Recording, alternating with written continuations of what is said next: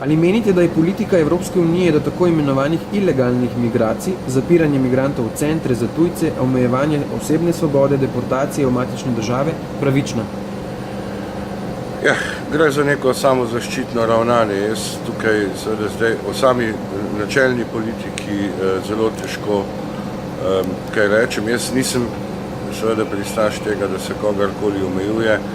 Je pa to na nek način vendarle vračanje udarca. Vsi ti migranti so vendarle po večini iz bivših kolonialnih držav.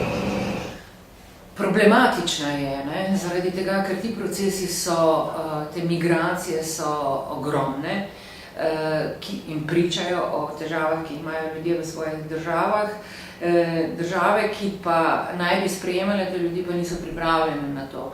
In pač teh ljudi se izogibajo ali pa jih uporabljajo in če z veseljem za eksploatacijo, se pravi za tisto najnižjo delovno silo, kar pomeni, da se s temi ljudmi dogaja popolnoma prestrukturira ta geografska, ta populacijska opcija, ta zemljevid na ta način, da se vzpostavljajo seveda nova, tako rekoč sužnjelastniška razmerja z ljudmi, ki prihajajo v druge države in so tam eksploatirani do konca.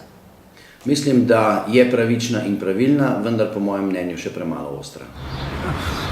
To je težko odgovarjati, verjetno da ni, ampak zato je pa politika, da ustanavlja je ali ni. Ja, torej Evropska unija mora na nek način zagotoviti omejevanje priseljevanja.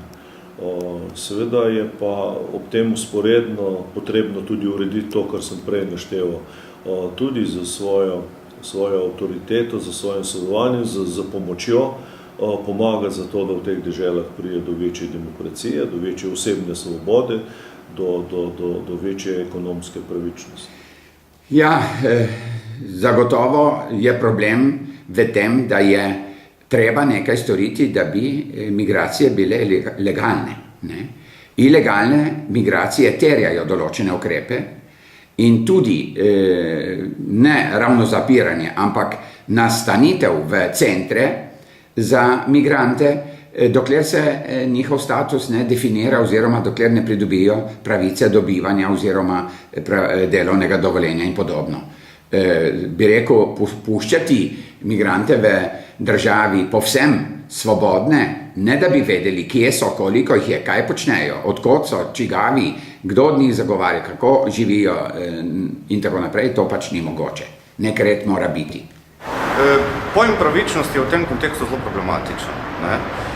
Tukaj bi bilo treba pogledati, kot rečeno še enkrat, zakonske podlage bi bilo treba zelo natančno in dobro pretresti, jih narediti nekako humane, človeške, socialne, tudi modernizirati jih in potem jih dosledno izvajati. In tukaj not potem pa se da diskutirati o pravičnosti in nepravičnosti. No, sem pa vedno bil na stališču, da določena pravila morajo veljati. Kar se tiče pravičnost, to je vedno, sploh pa v takih primerih dokaj relativen pojem, ne.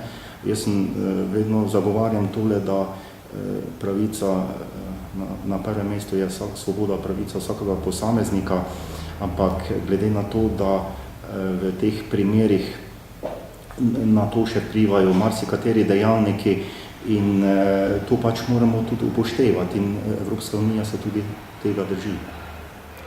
Torej, mislim, da vprašanje je tudi povezano z vprašanjem pravičnosti samih Evropejcev. Jaz osebno si ne bi dovolil, da bi šel jaz osebno v katero drugo državo, pa naj si bo članica Evropske unije, in seveda tam zahteval bonitete, ki bi bile večje od njihovih državljanov. Torej, ne gre, da bi kar tako počez ocenjevali politiko Evropske unije kot negativno.